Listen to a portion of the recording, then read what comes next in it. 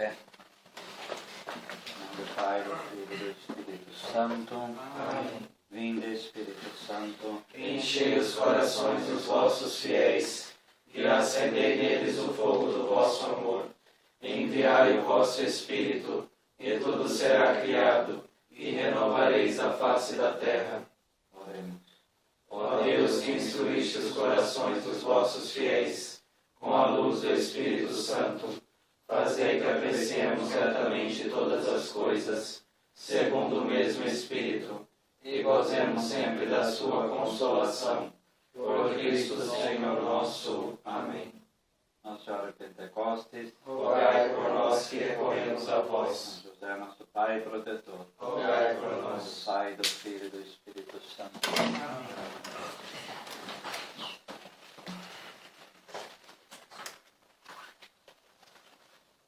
Vamos pegar o 8º mandamento. 2.464. Então, não apresentarás um falso testemunho contra o teu próximo. Então, o 8º mandamento proíbe falsear a verdade nas relações com os outros. Essa prescrição moral decorre da vocação do povo santo a ser testemunha de Deus, que é e quer a verdade.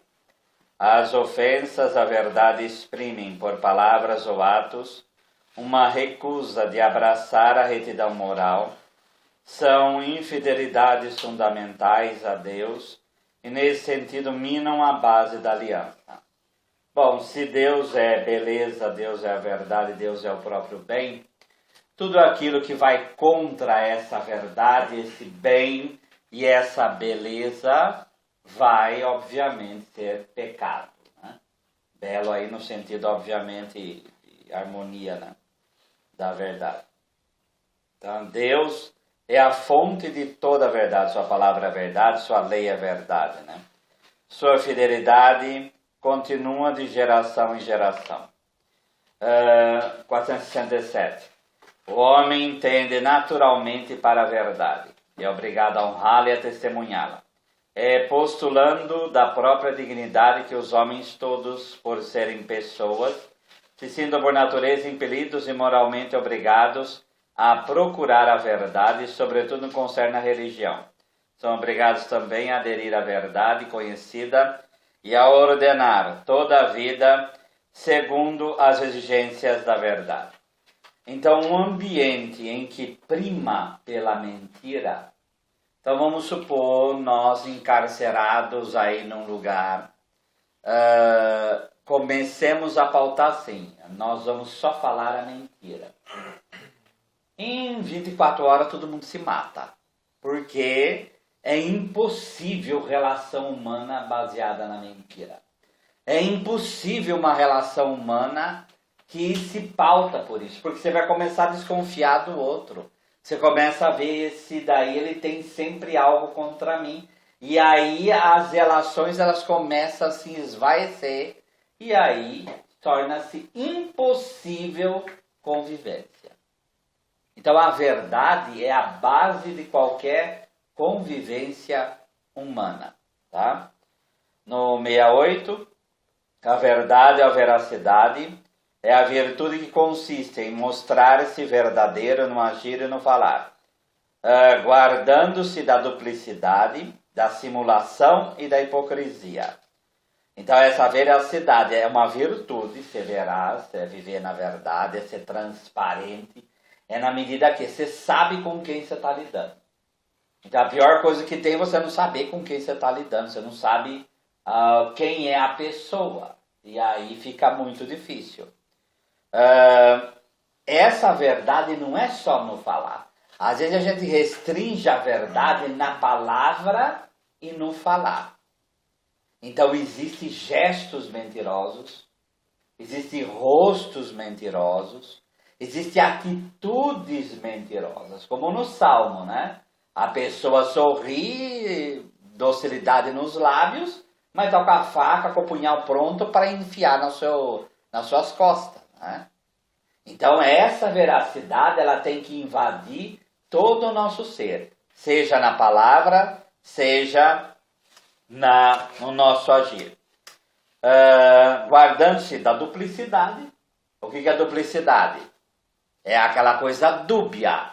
Você não sabe o que a pessoa está falando realmente. Então ela joga as coisas, você não sabe se é verdade, se é mentira. Porque sempre fica uma nuvem em cima daquilo. A simulação, que é a aparência de verdade, mas por trás está uma mentira. E a hipocrisia, isso vai para a vida toda da pessoa. O hipócrita, ele não é só um mentiroso. O hipócrita, ele acredita que aquilo que ele faz é verdade. Só que essa hipocrisia, ela cega de tal forma a pessoa que ela simplesmente aí vai levando outros também a viver a mesma mentira, acreditando que é verdade. Por isso que o hipócrita, ele era dentro das artes cênicas na Grécia, quer dizer, era o intérprete que ficava no teatro, porque era com máscara, aquela coisa toda, e aí a pessoa, ela vive uma peça de teatro, ela não vive a vida dela. Ela não vive a vida dela. Aí ela se torna uma coisa muito doentia. Né? 472. O dever dos cristãos de tomar parte na vida da igreja leva-os a agir como testemunhas do Evangelho e das obrigações dele decorrentes. Esse testemunho é a transmissão da fé em palavras e atos. O testemunho é um ato de justiça que estabelece ou dá a conhecer a verdade. O testemunho é você empenhar a tua vida em torno de uma verdade. Então você coloca a tua vida como lastro da verdade. Né? 473. O martírio é o supremo testemunho prestado à verdade e da fé. Designa o testemunho que vai até a morte. O mártir dá testemunho de Cristo, morto e ressuscitado, ao qual está unido pela caridade. Dá testemunho da verdade e da fé e da doutrina cristã. Enfrenta a morte num ato de fortaleza. Deixa-se ser comida das feras e por elas que me será concedido chegar a Deus. Que é o santo de ontem, né? Santo Inácio de Antioquia. O martírio, o Papa São João Paulo II, na Veritatis Splendor, ele vai colocar o mártir como aquele que é o mais ligado à verdade. Porque o mártir, ele dá a própria vida por causa de uma verdade. Então ele não dá a vida só para salvar uma pessoa. O mártir não salva uma pessoa. O mártir dá a vida por uma causa maior, que é a própria verdade, que é o próprio Deus. Tá? Aí ele derrama seu sangue por isso. Então ele poderia muito bem desdizer daquela realidade e acabou. Não, ele doa a vida em torno disso. Tá? Ofensas aí à verdade. 475. Os discípulos de Cristo revestiram-se do homem novo, criado segundo Deus, na justiça e santidade da verdade. Livres da mentira, devem rejeitar toda maldade, toda mentira, todas as formas de hipocrisia, de inveja e de maledicência. Por isso, os pecados. O primeiro, obviamente, é o falso testemunho e o perjúrio. Quando emitida publicamente uma afirmação contrária à verdade, assume uma gravidade particular diante de um tribunal, torna-se falso testemunho. Quando está sob juramento, trata-se de perjúrio. Então você, porque você está empenhando uma palavra que se fosse verdade, para arrastar uma pessoa a uma pena. Então você está prejudicando uma vida humana ou até matando uma vida humana por causa de uma palavra. E isso daí tem história e mais história na humanidade de pessoas que foram mortas, pessoas que foram presas, pessoas que foram para a prisão perpétua por causa da mentira de uma pessoa. Agora, já imaginou a consequência de um pecado como esse. Tá? Você realmente viver uma mentira, falar uma mentira, testemunhar uma mentira e levar uma pessoa a algo assim, né? Estas formas de agir contribuem para condenar um inocente, para inocentar um culpado, que é tão ruim quanto, né? Ou para aumentar a sanção em que incorre um acusado. Porque você pode pegar uma pena e elevar, deformando a verdade, né? Tá? Então você está contribuindo para uma injustiça. Elas comprometem gravemente o exercício da justiça e a equidade da sentença pronunciada pelo juiz. O respeito à reputação das pessoas proíbe qualquer atitude e palavra capazes de causar um prejuízo injusto. Torna-se culpado. Então, primeiro, juiz temerário. Aquele que mesmo tacitamente admite como verdadeiro, sem fundamento suficiente, um defeito moral ao próximo. Aí tem pessoas que querem se esconder embaixo disso, né? Ah, não me julgue, não me julgue, não me julgue. O que está dito aqui que é juiz temerário? Qual a palavra-chave que está aqui? Sem fundamento suficiente. Agora, você vai vendo os atos da pessoa, você vai vendo as palavras da pessoa, você vai montando, chega uma hora você fala, não tem como. Não tem como. Então, juízo temerário é pela aparência, pela cor, pela nacionalidade. Você começa a tarjar a pessoa sem deixar mostrar quem ela é. Aí é juízo temerário. Aí é esse juízo injusto que você incorre. Tá? A maledicência, aquele que sem razão objetivamente válida revela a pessoas que não sabem os defeitos e as faltas dos outros. Mas aqui nós estamos falando que não mentir. Você pega algo, uma falta que uma pessoa fez. Você propala, você fala isso para os outros. Mas aí vem, mas não é verdade? Mas o mandamento não fala para não mentir. Eu estou falando a verdade. Como que pode eu ser recriminado se eu estou falando aquilo que é uma falta verdadeira da outra pessoa?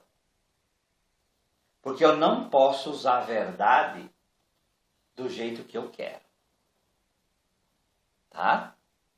Então, esse usar a verdade dessa forma, você prejudica a outra pessoa, porque você começa a conspurcar a vida dela. Então, eu tenho que ter discernimento no uso da verdade. Certo? De calúnia, aquele que, por palavras contrárias à verdade, prejudica a reputação dos outros e dá ocasião a falso juízo a respeito. Aí é falar mal mesmo. Aí é falar mal mesmo. Então aí você mente mesmo e propala uma mentira mesmo para destruir a vida da outra pessoa. Certo? Aí é claro que a coisa é muito pior, né? 78. Todo bom cristão deve ser mais inclinado a desculpar as palavras do próximo que condená-las.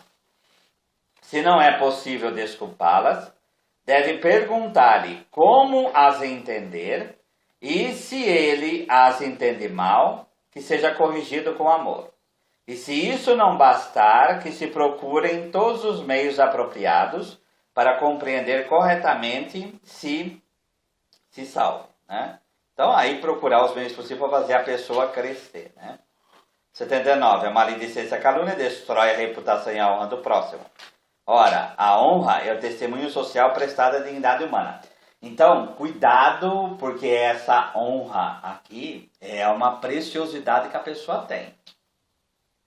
E quando você destrói a honra de uma pessoa, para restituir é muito difícil. Por quê? Porque aí fica algo que fica o que a gente chama de pecha. O que o piche faz quando a gente põe o pé nele? Ele gruda e não sai. Quando você coloca uma pecha numa pessoa, você gruda algo nela e que não adianta mais falar. Hoje, com os crimes de internet, a coisa... Você pega um vídeo de uma relação sexual de alguém, como namorados ou namorados estão fazendo isso, também namorado, né? A pessoa vai, desmancha, ele pega e joga. E joga. Isso daí é algo que destrói a imagem social que aquela pessoa tem. E leva aquela pessoa a levar aquilo pro resto da vida. Por quê? Isso aí nunca mais sai. Nunca mais sai tanto da pessoa e também não sai da internet, né? Porque aquilo vai se reproduzindo. A pessoa guarda e põe de novo, guarda e põe de novo. E isso é pecado de falso testemunho? É. Por quê? Porque você está destruindo uma verdade. Qual que é a verdade? A vida de uma pessoa. A imagem social dela, que a gente chama de honra. Tá? E isso não pode ser feito. Certo? 480. Deve-se proscrever, jogar fora, qualquer palavra ou atitude que, por bajulação, adulação ou complacência, encoraje e confirme o outro na malícia de seus atos e na perversidade de sua conduta. Então, o bajular, o adular e também a complacência é o quê? A complacência é o fazer de conta que não estamos vendo nada. Fica tudo bem. E a bajulação é o quê? Você alisar a cabeça, né? Como diz o povo, passar a mão na cabeça, né? Então, às vezes, a criança está fazendo algo errado, a pessoa vai lá e ri daquele algo errado que a pessoa está fazendo, que a criança está fazendo. O que você está fazendo? Você está reforçando comportamento errôneo. E ao reforçar um comportamento errôneo, você faz com que haja uma deformidade de caráter na vida daquela pessoa. Então, você está pecando contra a verdade fazendo isso. Deu para entender? Tá? Então, você pode pecar não só mentindo. Você pode pecar sendo conivente com uma atitude mentirosa, sendo conivente com um pecado, por quê? Você se omite perante isso. Né? A adulação é falta grave quando cúmplice de vícios ou de pecados graves. Quer dizer, você incentivar pecado, aí você está fazendo o trabalho do demônio mesmo. Tá? O desejo de prestar serviço ou amizade não justifica a duplicidade de linguagem. Né? O amigo é aquele que é verdadeiro. A adulação é o pecado venial.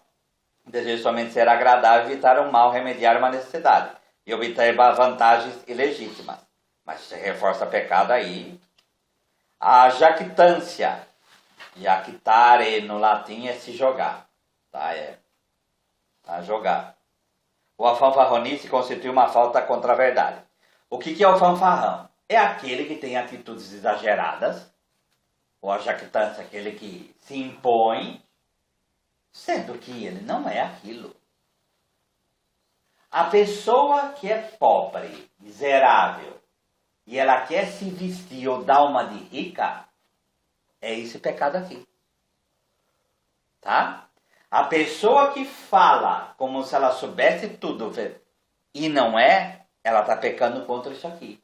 Porque ela está tendo uma atitude mentirosa, ela está se jogando para o mundo numa atitude que ela não é.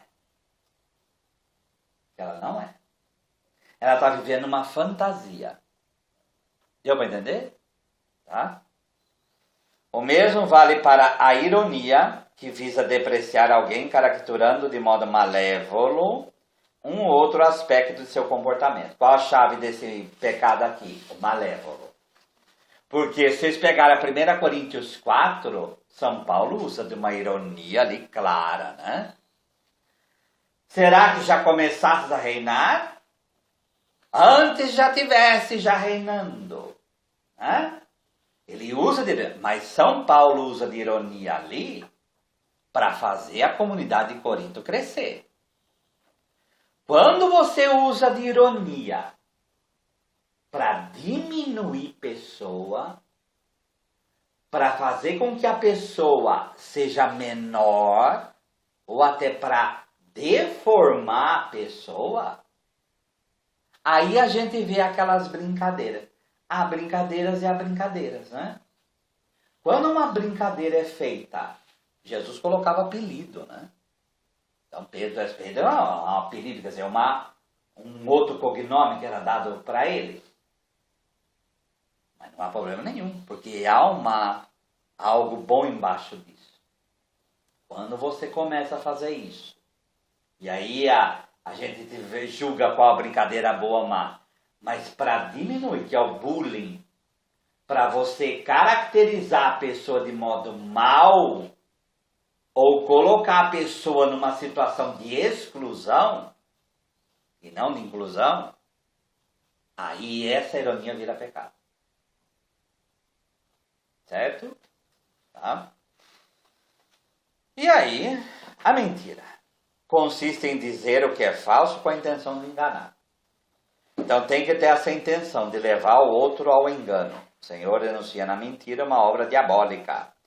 Vós sois do diabo, vosso pai, nele não há verdade. Quando ele mente, fala o que ele é próprio, porque é mentiroso e pai da mentira. Porque o demônio, quando ele deixa Deus, ele passa a viver uma mentira.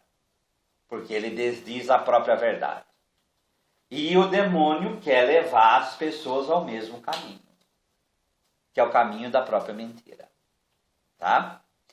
A mentira é uma ofensa mais direta à verdade. Mentira é falar ou agir.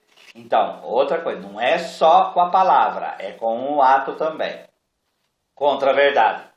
Para induzir em erro, ferindo a relação do homem com a verdade e com o próximo. A mentira ofende a relação fundante do homem e sua palavra com o Senhor. A gravidade da mentira. Então, como a gente falou, cada pecado tem a sua gravidade, né? A gravidade da mentira se mede segundo a natureza da verdade que ela deforma. Então, quanto mais essa verdade é fundamental na relação humana, mais a mentira é grave. Então, quanto maior é a verdade que ela deforma, maior é a gravidade da mentira. De acordo com a circunstância, brincadeira de telefone, que a pessoa brincou. Ah, teu filho morreu, dando trote. A outra pessoa acreditou, teve um ataque cardíaco e morreu. Então, a circunstância pode levar uma brincadeira a virar algo grave. Algo grave. Tá? Ah, mas eu não sabia, então.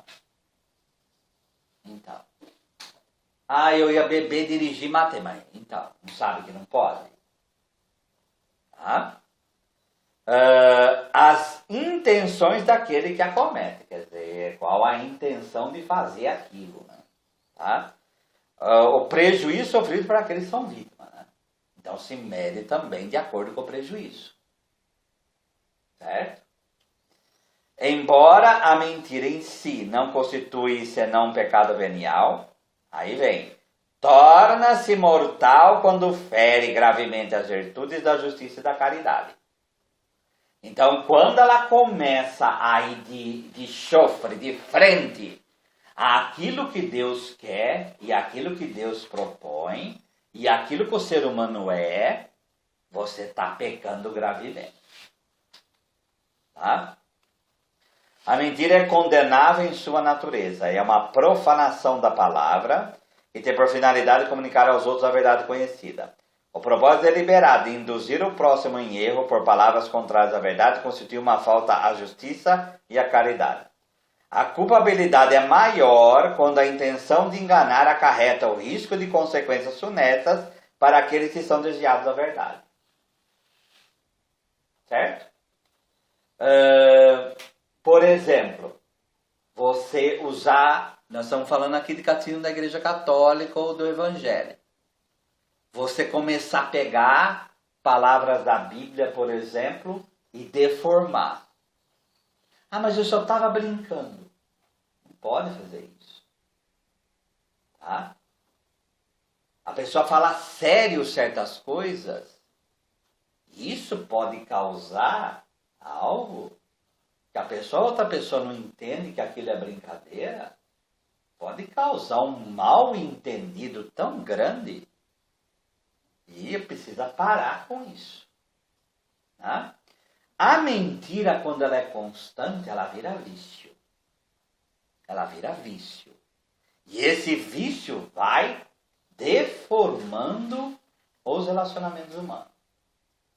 Tá?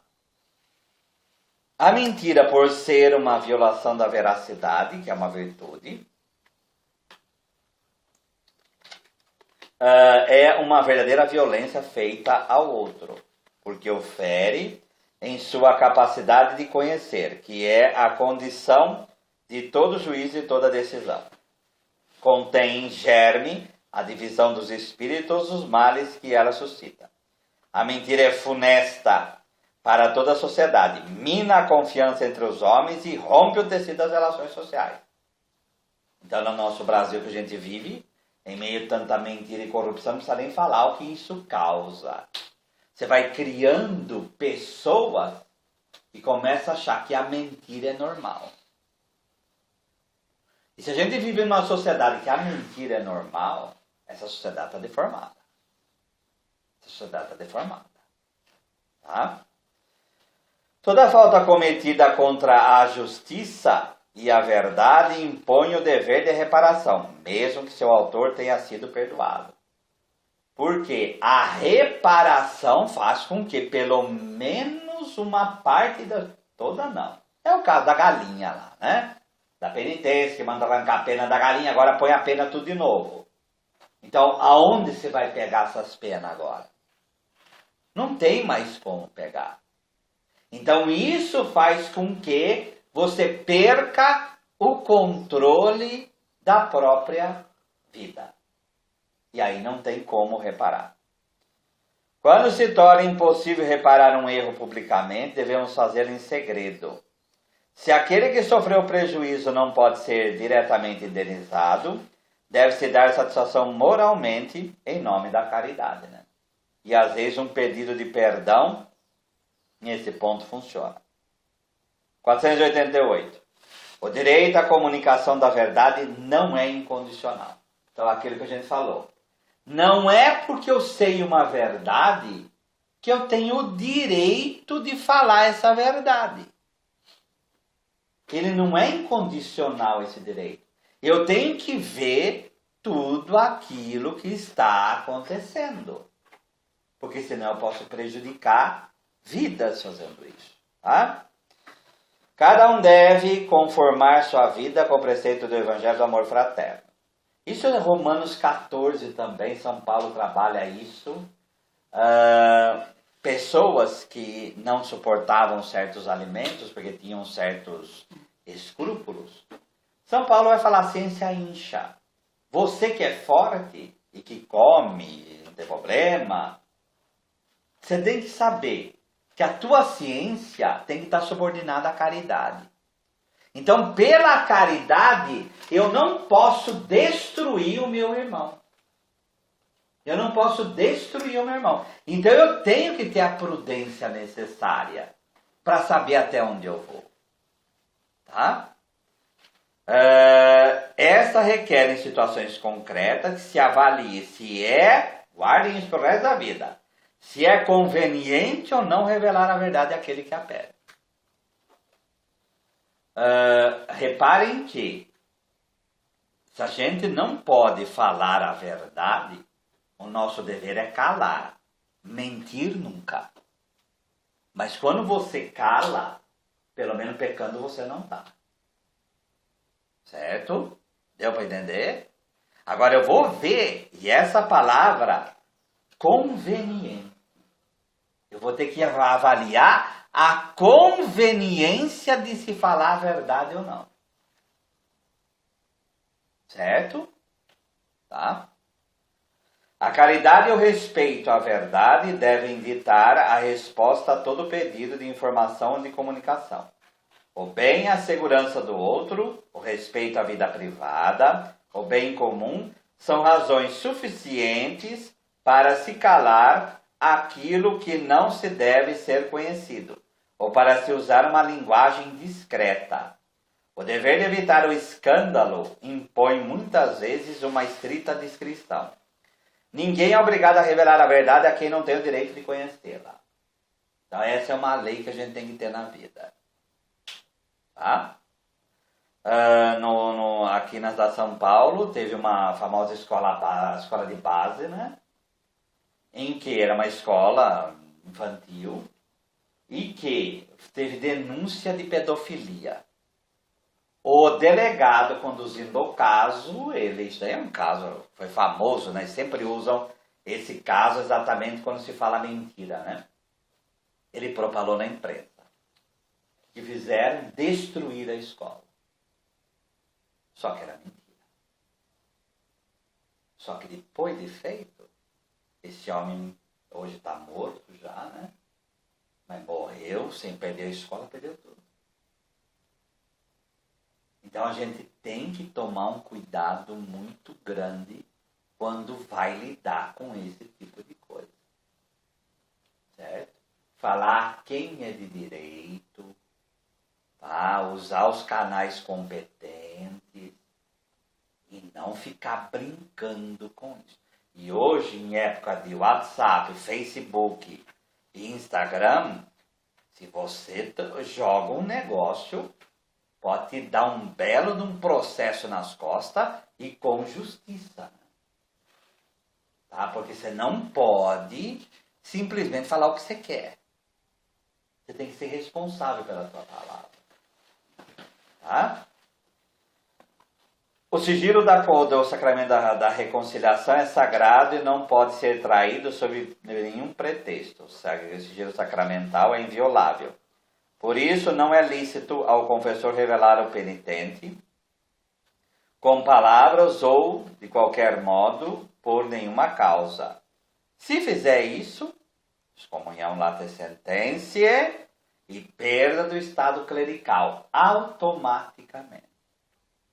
A pena é a mais severa que possa haver. Tá? Então, precisa, quem é confessor, por isso que é bom a gente já exercitando sempre a guarda da língua para que isso não aconteça. Tá? Segredos profissionais, por exemplo, políticos, militares, médicos, juristas, ou as confidências feitas sob sigilo, quando a pessoa pede, deve ser guardada, salvo casos excepcionais em que a retenção do segredo causasse àquele que os confia, ou àquele que o recebe, ou a terceiro, prejuízo grave. Tá? Então, aí, claro, tem as exceções, né? Mas padre não é profissão, por isso não entra no 90 isso aqui. 92. Cada um deve manter a justa reserva acerca da vida privada das pessoas. Os responsáveis pela comunicação devem manter as justas proporções entre a exigência do bem comum e o respeito dos direitos particulares. Qual que é o caso clássico aqui? A morte da princesa Diana. Tá? Quer dizer, paparazzi que ficou louco, que ficam loucos para ter isso, aquilo. Ela estava com o alfaiede, ele perseguindo a princesa, teve um acidente violento e ela e ele morreram. Tá? Quer dizer, pessoas que querem entrar na vida dos outros e que não respeitam ninguém, isso é pecado. Eu tenho que respeitar a vida das pessoas. Eu não posso transformar a vida num verdadeiro Big Brother, né? Tudo vai ser visto, tudo vai ser exposto, tudo vai ser... Eu não posso fazer isso, eu não tenho o direito de fazer isso. As pessoas têm o direito à vida privada, elas têm o direito de se dar justa reserva. Certo? Uso dos meios de comunicação social, 494. A informação dos meios de comunicação social está a serviço do bem comum. A sociedade tem o direito à informação fundada sobre a verdade, a liberdade, a justiça e a solidariedade. Então, inventar as famosas hoje fake news é pecado, é óbvio, né? Tá? 496. Os usuários, no meio aí, hão de impor moderação e disciplina quanto à mídia. Hão de formar em si uma consciência esclarecida e correta, para resistir mais facilmente à influência dos menos honestos. Os responsáveis pela imprensa, exatamente por sua profissão, têm o dever na difusão da informação de servir à verdade e não ofender a caridade. Tá? Então, uma defamação jogada numa imprensa, acabou com a vida da pessoa. Né? 98. Cabe às autoridades civis deveres especiais em razão do bem comum. Os poderes públicos devem defender e proteger a verdade, a verdadeira e justa liberdade de informação.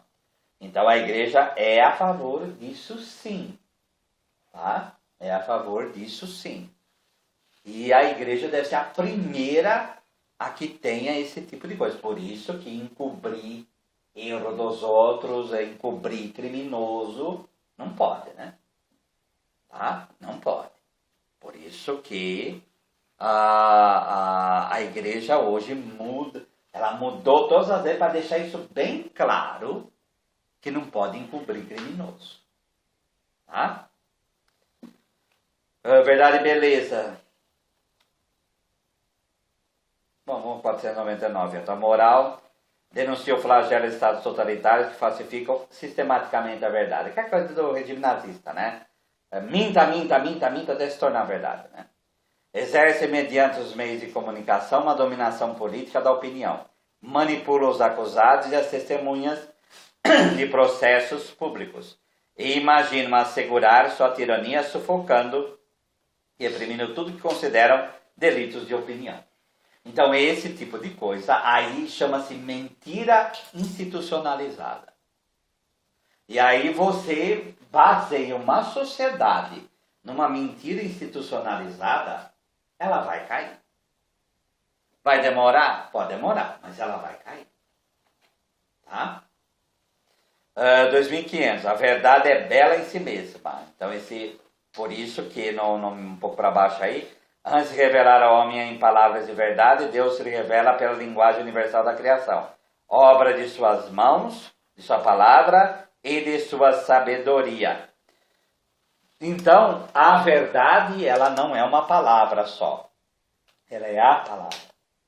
E a palavra fala por palavras, mas também fala pela própria criação, pela obra do próprio Deus. Criado à imagem de Deus, o homem exprime também a verdade em relação com Deus Criador pela beleza de suas obras artísticas. Nascendo de um talento dado pelo Criador e esforço do próprio homem, a arte é uma forma de sabedoria prática que une o conhecimento à perícia, para dar forma à verdade e à realidade na linguagem acessível à vista e aos ouvidos. Então, artes plásticas, a pintura, a música, a escultura, quando é a expressão daquilo que é a verdade humana divina, a igreja enaltece. Por isso, Capela Sistina, os museus do Vaticano, tudo aquilo lá que tem esse patrimônio artístico da humanidade, a igreja sempre lê o quê? Isso é a manifestação da própria verdade. Por isso deve ser exaltado. Tá? E aí vai do 502, parte sacra. É a verdadeira e bela, quando corresponde por sua forma à vocação própria. Qual é o matiz aí da arte sacra? Primeiro, evocar e glorificar na fé e na adoração o mistério transcendente de Deus. Beleza excelsa e invisível, de verdade e amor, revelada em Cristo. Então, vamos pegar ícones, pegar imagens, pegar pinturas dentro de igreja. Elas são verdadeiramente artísticas quando ela manifesta o mistério. E quando ela manifesta de forma humana. Por isso que certas coisas a gente coloca em dúvida que são arte. Porque às vezes pode ser um conteúdo mais ideológico do que artístico. A arte tem que ser testemunha da verdade. E quando é arte, realmente agrada. Tá? Ficou alguma dúvida aqui? Tá? Vamos lá, 9º mandamento. É óbvio que está ligado ao 6º, 9º, né? Mas a particularidade dele, a gente vai trabalhar aqui. 514. São João distingue 3 espécies de cobiça ou concupiscência. Concupiscência da carne, concupiscência dos olhos e soberba da vida. A palavra concupiscência, esse cupi aí do meio, é a mesma raiz da palavra cupido. O que o cupido fazia? O cupido pegava a flecha, tá? E colocava no coração do homem e da mulher para eles se apaixonarem. Então o que o cupido na mitologia fazia? Ele dava o desejo. Tá? Concupiscência e cobiça, no grego vai falar que é epitomia. Epitomia, ou epia para cima, tumos de desejo, quer dizer, esse desejo que vai acima de todo desejo. É esse desejo incontrolável.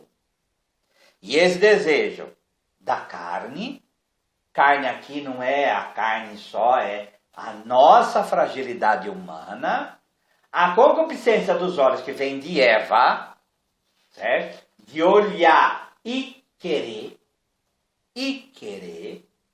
E a soberba da vida, que é a absolutização do homem em si mesmo. Tá? 515. No sentido etimológico da concupiscência, forma veemente do desejo humano. Então é desejo sobre desejo. A teologia cristã lhe deu o sentido particular de moção do apetite sensível que se opõe ao ditame da razão. A pessoa deseja tanto, ela quer tanto que ela se descontrola. Ela se descontrola. O desejo começa a fazer parte do ideal de vida da pessoa. E por isso a virtude da temperança, como vai dizer aqui mais para frente, nós temos que controlar esse desejo. E não dar vazão a ele. Porque se a gente se der vazão a ele, nós vamos ficar piores do que os animais. Tá? Já no homem, tratando de ser um ser composto, no 16 aí, espírito e corpo, existe uma certa tensão. Isola-se uma certa luta da tendência do espírito e a carne. Mas essa luta, de fato, pertence à herança do pecado. É uma consequência dele, e ao mesmo tempo uma confirmação da parte da experiência do combate espiritual. 17. Qual uma arma aqui para a gente começar a lidar com a concupiscência na nossa vida? Primeiro, o coração é a sede da personalidade moral. É o coração que procede das más intenções, assassinos, etc. A luta contra a concupiscência da carne passa pela purificação do coração e a prática da temperança. Então, a gente tem que controlar nossos desejos. Dos desejos menores, como a gula, por exemplo, aos maiores, que são os desejos sexuais, por exemplo, e de ambição. Quem não começa a cortar pelos pequenos não vai chegar no grande. Não vai chegar. Tá? Por isso, jejum, penitência, seja lá o que for, é esse exercício que a gente vai fazendo para ter controle sobre os próprios desejos. E nesse ponto, a pior mentira que a gente pode cair é o quê? Ah, mas eu estou admirando a beleza.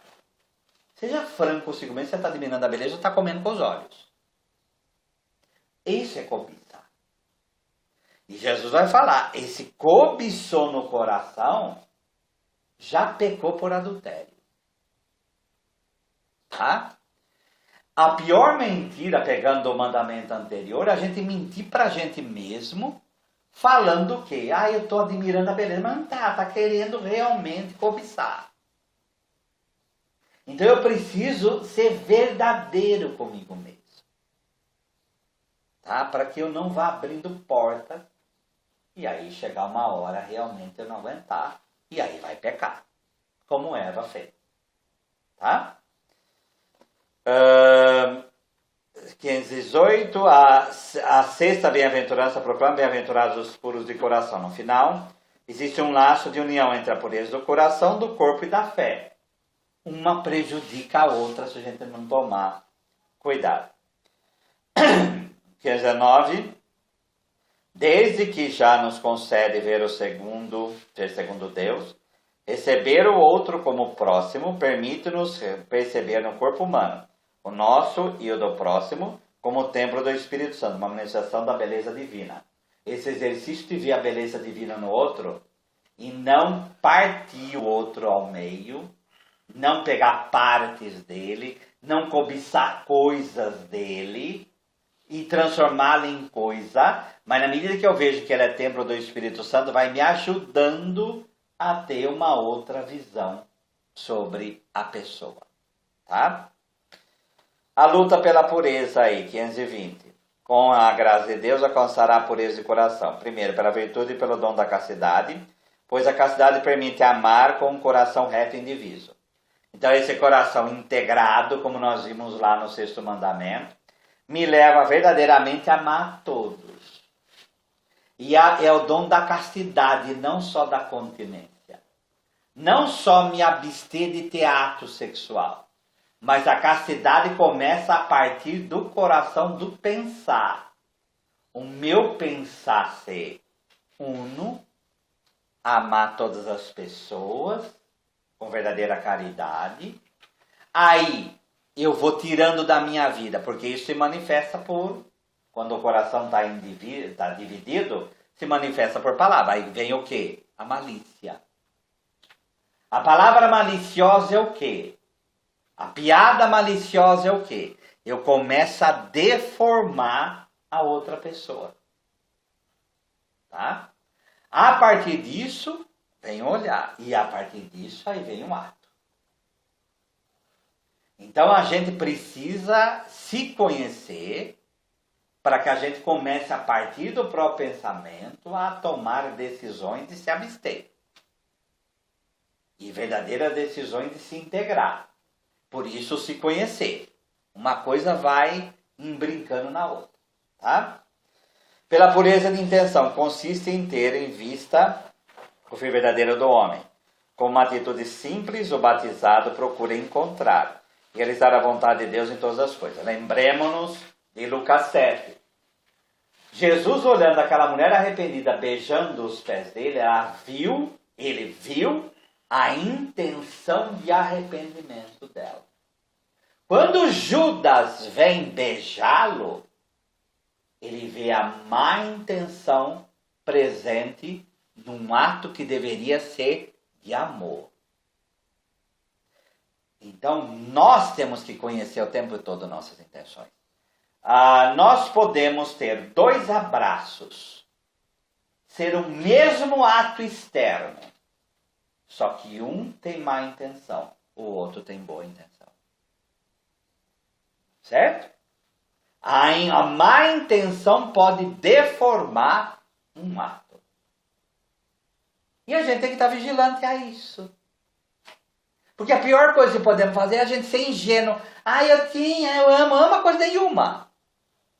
Agora, por outro lado, não pode virar uma vigilância tão escrupulosa, então não vou abraçar ninguém, não vou ficar com ninguém, não vou olhar para a cara de ninguém. Também não adianta.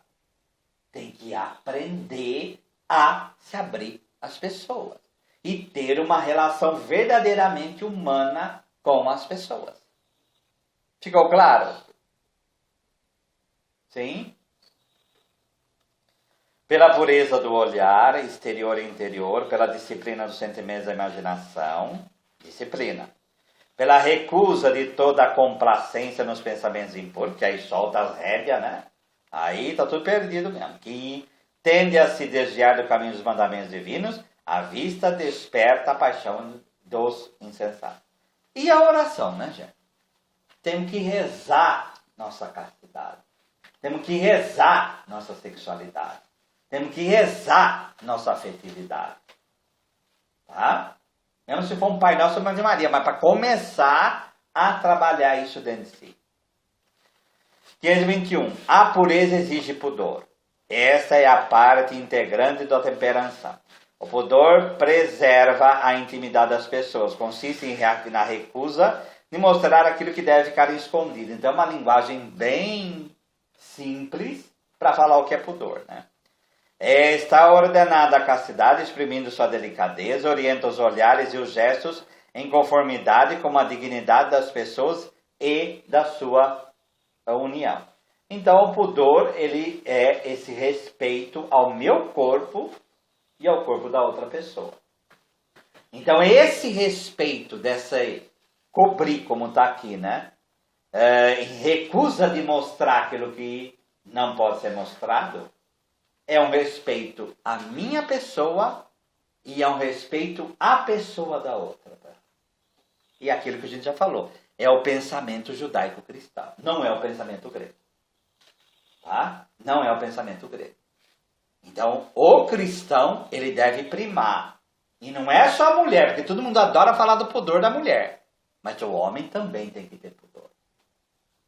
Tá? O pudor protege o mistério das pessoas e de seu amor, convida a paciência e a moderação nas relações amorosas, quer dizer, saber o próprio limite, né? Tá? Pede que sejam cumpridas as condições de doação e compromisso definitivo do homem e da mulher entre si. Né? 523. Existe um pudor de sentimentos, como existe o pudor do corpo. O pudor, por exemplo, protesta contra a exploração do corpo humano em função de uma circunstância de curiosidade doentia, como certos tipos de publicidade, né? Ou contra a solicitação de certos meios de comunicação e longe demais na revelação de confidências íntimas. O pudor inspira um modo de viver que permite resistir às solicitações da moda e à pressão das ideologias dominantes. Então, esse pudor vai me levar a colocar o meu corpo no devido lugar. Tá? E saber o limite de como lidar com isso. E também na minha expressão. Porque eu também posso ser despudorado e na maneira de me expressar. Tá? As formas de vestir de pudor variam de cultura para outra, como é o caso dos indígenas, por exemplo. Em toda parte, porém, ele permanece com um pressentimento de uma dignidade espiritual própria do homem. O pudor nasce pelo despertar da consciência do sujeito. Ensinar o pudor à criança e adolescentes é despertar para o respeito à pessoa humana, né? Que hoje isso está muito difícil. 525. A pureza cristã requer uma purificação do clima social. Exige os meios de comunicação social uma informação que não ofenda o respeito à modéstia. Então, as categorias etárias, tá? É exatamente saber esses limites. É isso daqui que a igreja está falando. E isso não é censura, certo?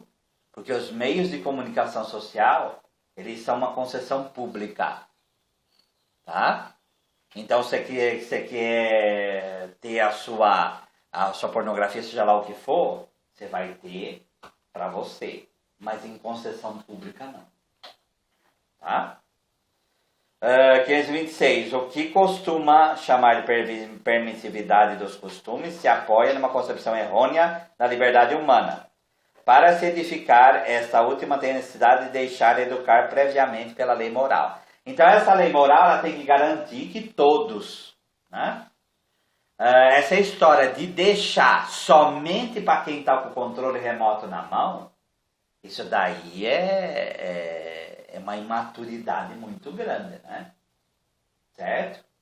Os conselhos tutelares foram inventados por quê? Porque o Estado tem a tutela da família para ajudar a família. E um dos modos é conter os meios de comunicação para que não extrapole, por exemplo, colocando pornografia em qualquer horário, qualquer coisa, porque não pode fazer isso. Deu para entender, gente, o que eu estou falando ou não? Tá? Muito bem. Virando a página. 10º mandamento. Cobiça das pessoas, e aqui vem cobiça das coisas, né? 534. A concupiscência dos olhos leva à violência e justiça proibidas pelo 5º preceito. 535. O apetite sensível nos faz desejar coisas agradáveis que não temos. Por exemplo, desejar comer quando temos fome, de aquecer-nos quando temos frio. Esses desejos são bons em si mesmos, mas muitas vezes não respeitam a medida da razão e nos levam a cobiçar injustamente o que não nos cabe e pertence, o que é devido a outra pessoa. Quando a gente não controla os próprios desejos, a gente é servo dos próprios desejos, simplesmente a gente vai atravessar todo e qualquer obstáculo para conseguir o que a gente quer. E aí nasce o pecado contra o 10º mandamento. Tá? O 10º mandamento proíbe a avidez e o desejo de uma apropriação desmedida dos bens terrenos. Então, a avidez não é só eu pecar o do outro, porque aí seria o 7º mandamento, seria roubar. Tá? Aqui é mesmo você tendo o que é seu, essa cobiça de ter bens em cima de bens, começa a virar pecado, que é o consumismo. Ficou claro? Ah, mas eu estou comprando com o meu dinheiro. E daí que você está comprando com o seu dinheiro? Não é porque você está comprando com o seu dinheiro que você pode comprar o que você quer. Por você ser cristão, você tem que saber a disciplina na tua vida. Tá? Então, o esbanjar, ou ter o que quer a todo momento, isso não vem de Deus. Correto? Mesmo que seja com o dinheiro do seu salário. Não pode fazer isso. Tem que pensar nos pobres. Tem que pensar nas outras pessoas. Tem que pensar no futuro. Tá? Proíbe a cupidez desmedida, nascida da paixão imoderada das riquezas e seu poder. Quer dizer, eu quero mais. Né? Proíbe também o desejo de cometer uma injustiça pela qual prejudicaria o próximo em seus bens temporais. 37. Não é violar esse mandamento desejar obter coisas que pertencem aos outros, contanto que sejam por meios justos. Tá? A catequese tradicional indica com realismo aqueles que mais devem lutar contra a concupiscência criminosa e, portanto, que é preciso exortar o mais possível a observância desse preceito. 38. 10º mandamento proíbe banir a inveja do coração humano. A inveja pode levar às piores ações, que é o caso aqui que cita Natan. Natan, no caso, que acusando Davi, que por inveja, por concupiscência, ele mandou matar Urias para ficar com Betsabé. Tá? Tudo nasce do coração e do desejo. A cena que a Bíblia coloca ele no terraço contemplando a mulher lá, é uma figura clara de concupiscência. Tá? Pela inveja que o demônio, da inveja do demônio que a morte entrou no mundo. 39. A inveja é um vício capital. O que é vício capital? Vício cabeça. É aquele que manda em outros que vêm abaixo dele.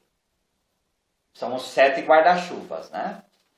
Designa o que é inveja? A tristeza sentida diante do bem do outro e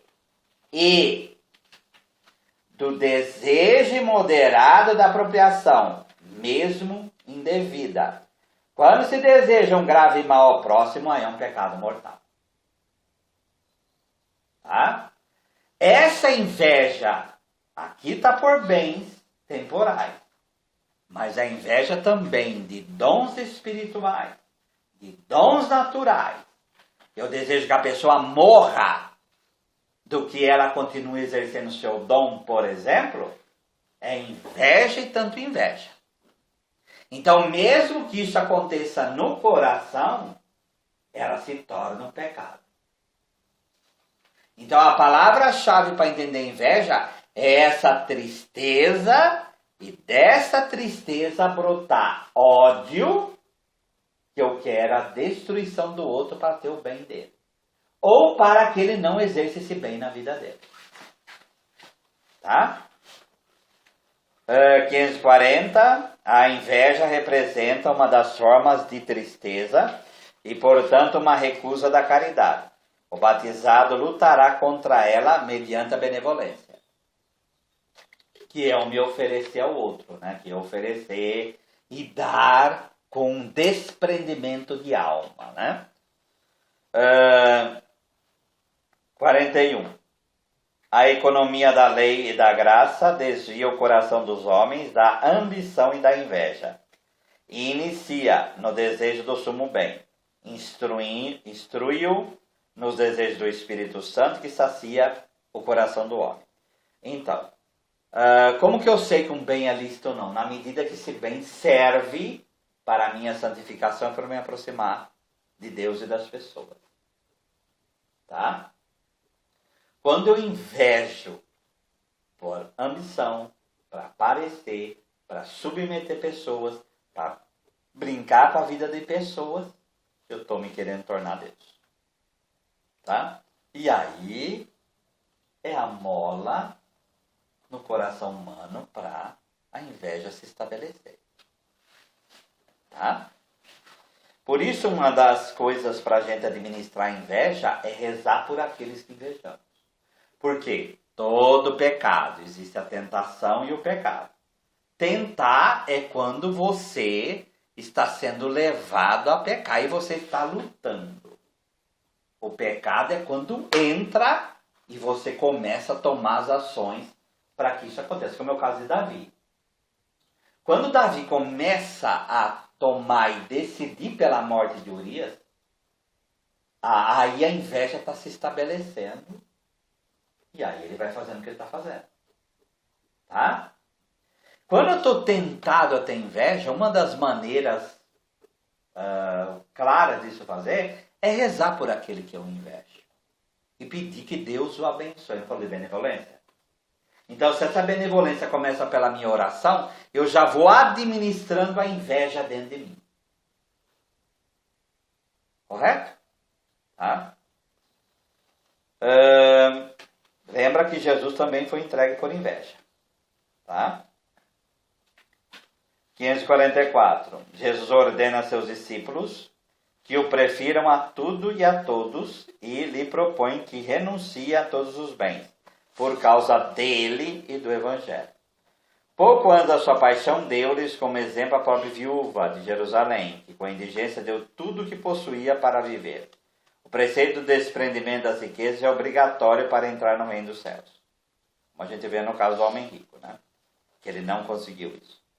Todos os fiéis de Cristo devem dirigir retamente seus afetos para que, por causa do uso das coisas mundanas, por causa do apego às riquezas contra os espíritos da pobreza evangélica, não sejam impedidos de tender à perfeição da caridade. Porque isso começa a criar obstáculo para a verdadeira caridade.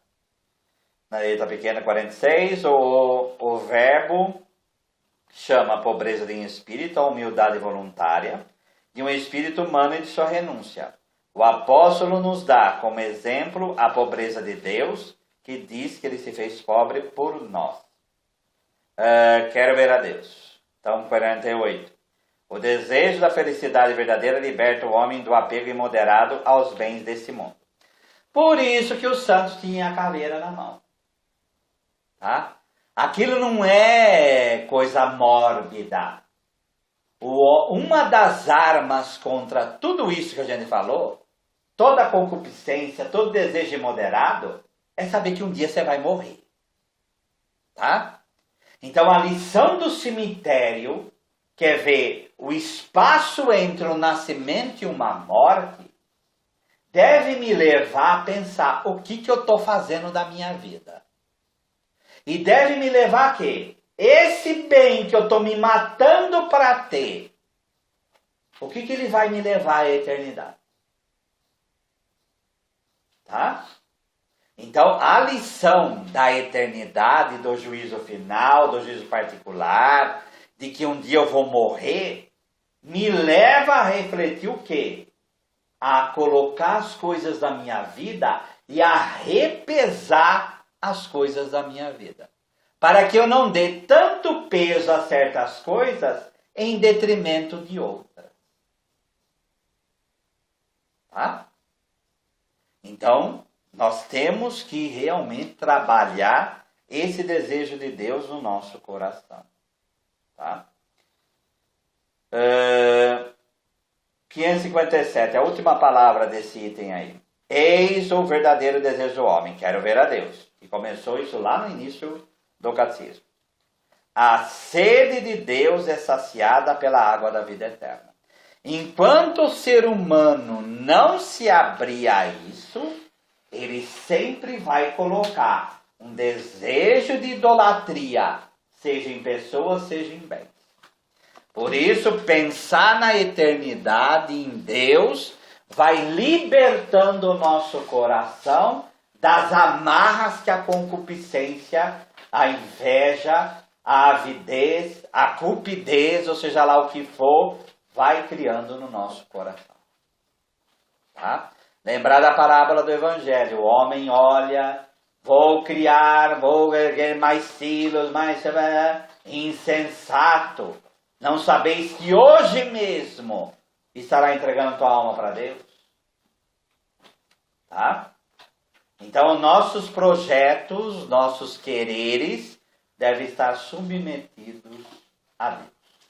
E não é só os grandes, os pequenos também. Tá bem? Alguma dúvida, gente? Alguma lacuna? Tá? Ficou claro? Então vamos em pé. Nós damos graças, Senhor, por todos os vossos benefícios, vós que viveis e reinais pelos séculos dos séculos. Amém. Nossa Senhora de Pentecostes, rogai por nós que recorremos a vós. São José, nosso Pai e protetor, Rogai por nós. Pai, do Filho e do Espírito Santo.